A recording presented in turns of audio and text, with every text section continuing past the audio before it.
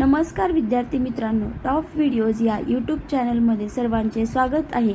आज आपण या व्हिडिओमध्ये बीएड सीईटी 2026ची एक्झाम म्हणजेच आज 28 मार्च 2026ला झालेली मॉर्निंग सेशनला विचारण्यात आलेले प्रश्न या व्हिडिओमध्ये आपण पाहणार आहोत।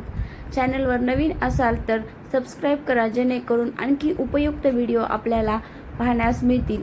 चला तर मग व्हिडिओला सुरुवात करूया। प्रश्न, पहिली पंचवार्षिक योजना कधी सुरू झाली?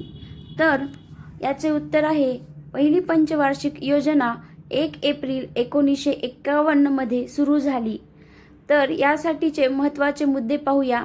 यासाठी वापरण्यात आलेले प्रतिमान म्हणजे ही योजना हॅरोल्ड डोमर प्रतिमानावर आधारित होती। या योजनेचा कालावधी 1951 ते 1956 असा होता। भारताच्या अर्थव्यवस्थेला गती देण्यासाठी आणि फाळणीनंतर उद्भवलेल्या समस्यांचे निराकरण करण्यासाठी ही योजना अत्यंत महत्त्वाची ठरली। या योजनेत प्रामुख्याने शेती, सिंचन आणि वीज निर्मितीवर भर देण्यात आला होता। कदाचित उद्याच्या एक्झाममध्ये पहिल्या पंचवार्षिक योजनेतील प्रतिमान विचारले जाऊ शकतात किंवा कालावधी विचारला जाऊ शकतो। नंतरचा विचारलेला प्रश्न, 20 रुपयाच्या नोटेवर महात्मा गांधी यांच्या पाठीमागे कोणते चित्र असते? तर याचे उत्तर असेल एलोरा केव्ज। 20 रुपयाच्या नोटेवर महात्मा गांधी यांच्या पाठीमागे एलोरा केव्जचे चित्र असते। तर नवीन 20 रुपयाची नोट जी की ऑलिव्ह ग्रीन मध्ये आहे, त्यावर महात्मा गांधींच्या चित्राच्या पाठीमागे एलोरा लेण्यांचे चित्र आहे। हे चित्र महाराष्ट्रातील छत्रपती संभाजीनगर जिल्ह्यातील ऐतिहासिक वारसा दर्शवते। यामध्ये महत्त्वाचे म्हणजे जुन्या लालसर रंगाच्या 20 रुपयाच्या नोटेवर अंदमान आणि निकोबार बेटांवरील माउंट हॅरिएटचे चित्र असायचे। पुढचा प्रश्न विचारण्यात आलेला, महाराष्ट्रातील सर्वाधिक क्षेत्र व्यापलेली व सर्वाधिक लांब नदी कोणती? तर याचे उत्तर असेल गोदावरी नदी। महाराष्ट्रातील सर्वाधिक क्षेत्र व्यापलेली व सर्वाधिक लांब नदी गोदावरी नदी आहे। तर गोदावरी नदीचा उगम नाशिक जिल्ह्यातील त्र्यंबकेश्वर येथील ब्रह्मगिरी डोंगर रांगेत होतो। एकूण लांबी सुमारे 1465 किलोमीटर आहे। तर ही भारतातील दुसरी सर्वात लांब नदी आहे।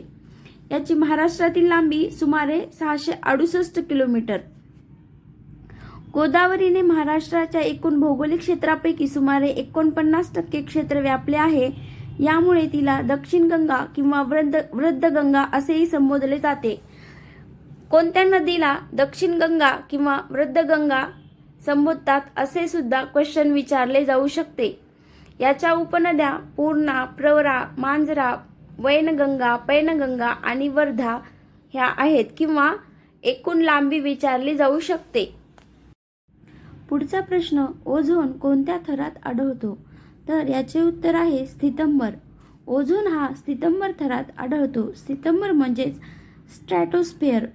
याची उंची पाहूया। हा थर पृथ्वीच्या पृष्ठभागापासून साधारणपणे 15 ते 35 किलोमीटर उंचीवर एक संरक्षक कवच म्हणून पसरलेला आहे।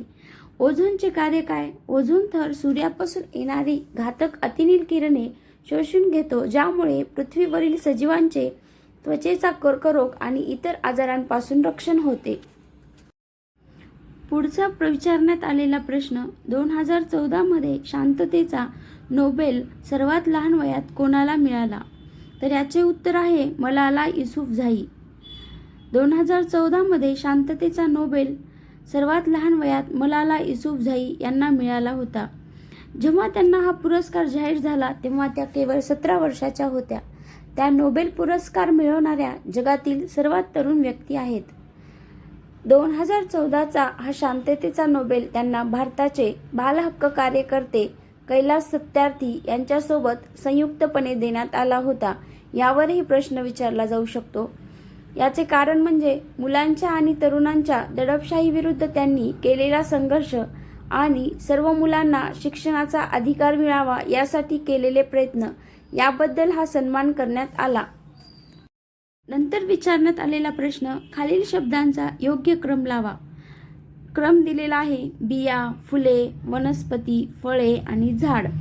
तर याचा योग्य क्रम असेल बिया, बियांच्या नंतर वनस्पती, वनस्पतीच्या नंतर झाड, झाड फुले आणि फळे. तर सर्वात आधी बी पेरले जाते. बीजांकुर होऊन छोटे रोपटे तयार होते म्हणजेच वनस्पती. झाड, रोपटे मोठे होऊन त्याचे झाड बनते. फुले, झाडाला फुले येतात. फळे, फुलांपासून फळे तयार होतात.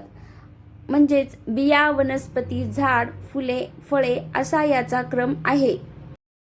नंतरचा प्रश्न आहे 2025 मध्ये वर्ल्ड फिगर स्केटिंग चॅम्पियनशिपचे आयोजन कुठे झाले होते? तर याचे उत्तर आहे बोस्टन, मॅसॅच्युसेट्स, USA. 2025 मध्ये प्रतिष्ठित वर्ल्ड फिगर स्केटिंग चॅम्पियनशिपचे आयोजन अमेरिकामधील बोस्टन, मॅसॅच्युसेट्स येथील TD गार्डनमध्ये करण्यात आले होते. या आंतरराष्ट्रीय स्केटिंग युनियन मान्यता प्राप्त स्पर्धेत जगभरातील सर्वोत्कृष्ट फिगर स्केटर सहभागी झाले होते. जी स्पर्धा 26 ते 30 मार्च 2025 दरम्यान पार पडली आहे.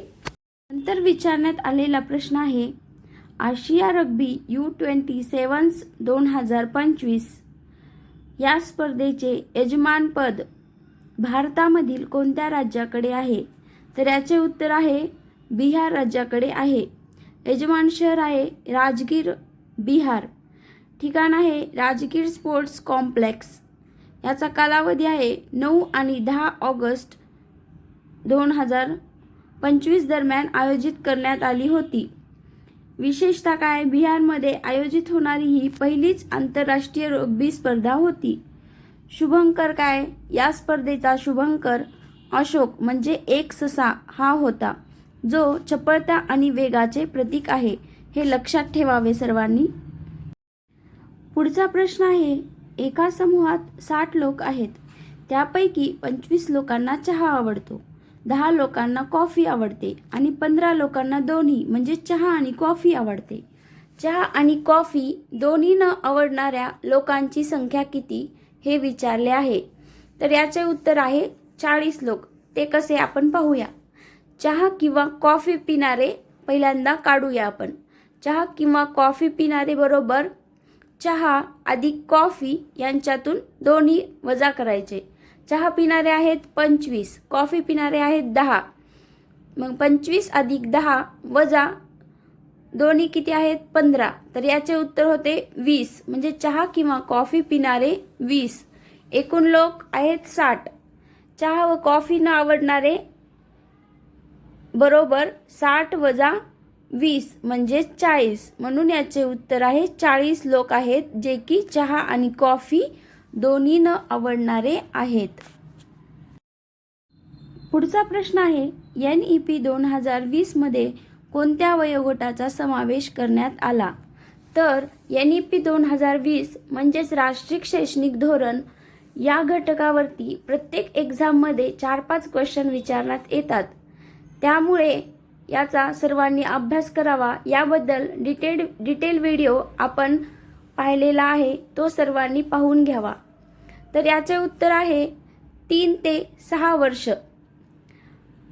NEP 2020 मध्ये पहिल्यांदाच early childhood care and education ECCE अंतर्गत 3 ते 6 वर्ष वयोगटातील मुलांचा समावेश करण्यात आला आहे. NEP 2020 चा डिटेल व्हिडिओ बनवलेला आहे, तो पाहून घ्या. यावरती 4-5 क्वेश्चन जरूर येतात. पुढचा प्रश्न NEP 2020 ची शैक्षणिक संरचना कशी आहे? हा सुद्धा NEP 2020 वरच विचारण्यात आलेला आहे.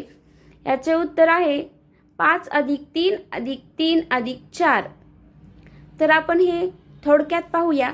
ही संरचना खालीलप्रमाणे विभागण्यात आलेली आहे.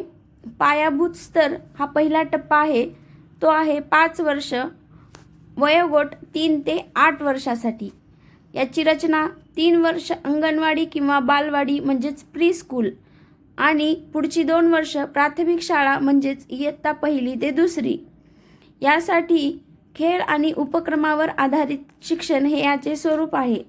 दुसरा स्तर आहे पूर्वतयारी म्हणजे प्रिपरेटरी स्टेज, 3 वर्ष, वयोगट आहे 8 ते 11 वर्ष. रचना इयत्ता 3 ते 5.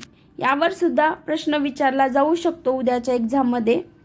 यासाठीचे स्वरूप आहे वाचन, लेखन, अंकगणित आणि शारीरिक शिक्षण यावर भर दिला जातो। मध्यस्तर आहे 3 वर्ष, वयोगट 11 ते 14 वर्ष आणि रचना इयत्ता 6वी ते 8वी आणि माध्यमिक स्तर आहे 4 वर्ष, वयोगट 14 ते 18 वर्ष आणि याची रचना आहे 9वी ते 12वी साठीची। हे डिटेलमध्ये पहा, याच्यावरती प्रश्न विचारला जाऊ शकतो। हा व्हिडिओ कोणीही स्किप करू नका। पुढचा प्रश्न, वनस्पती प्रकाश संश्लेषण क्रियेत कोणता वायू शोषून घेतात? तर याचे उत्तर आहे कार्बन डायऑक्साईड। वनस्पती प्रकाश संश्लेषण क्रियेत कार्बन डायऑक्साईड वायू शोषून घेतात। तर याचे स्पष्टीकरण पाहूया, म्हणजे प्रक्रिया पाहूया। शोषलेला वायू आहे कार्बन डायऑक्साईड। हा वायू वनस्पती हवेतून त्यांच्या पानांवरील लहान छिद्रांद्वारे शोषतात। बाहेर सोडलेला वायू आहे ऑक्सिजन म्हणजेच O2। प्रकाश संश्लेषणाचे उपउत्पादन म्हणून वनस्पती ऑक्सिजन हवेत सोडतात, जो सजीवांसाठी श्वसनासाठी आवश्यक असतो। प्रकाश संश्लेषण प्रक्रियेमध्ये आवश्यक असणारे घटक आहेत सूर्यप्रकाश, पाणी, कार्बन डायऑक्साईड आणि हरितद्रव्य। पुढील प्रश्न, खालीलपैकी PTA म्हणजेच पालक शिक्षक संघची महत्त्वाची कार्य कोणती आहेत? दिलेले पर्याय आहेत आणि याचे उत्तर आहे वरील सर्व। तर PTA म्हणजे पालक शिक्षक संघ यांची महत्त्वाची कार्य पुढील प्रमाणे आहेत। पालक आणि शिक्षकांमध्ये सुसंवाद निर्माण करणे, शाळेच्या पायाभूत सुविधा सुधारण्यास मदत करणे, विद्यार्थ्यांच्या सर्वांगीण विकासासाठी मदत करणे, शालेय उपक्रमांचे नियोजन व आयोजन करणे, हे सर्व कार्य हे PTAची महत्त्वाची आहेत। नंतरचा प्रश्न, पुढील क्रम पूर्ण करा। 2A, 4C, 6E आणि क्वेश्चन मार्क आहे। तर याचे उत्तर होईल 8G। तर आपण ते सॉल्व करून घेऊया। संख्या मालिका पाहूया। 2, 4, 6 असे आपल्याला प्रश्नांमध्ये दिले आहे। यामध्ये प्रत्येक संख्येत 2 मिळवले आहेत, त्यामुळे 6च्या नंतर 2 मिळवल्यावर 8 होतात। आणि अक्षर मालिका पाहूया ACE। येथे प्रत्येक एक अक्षर सोडून पुढचे अक्षर घेतले आहे, म्हणून ईच्या नंतरचे आहे G, त्यामुळे होईल या क्रमामधील पुढचे पद होईल 8G असे असेल। व्हिडिओ आवडला असेल तर लाईक, शेअर आणि सबस्क्राईब करा। धन्यवाद।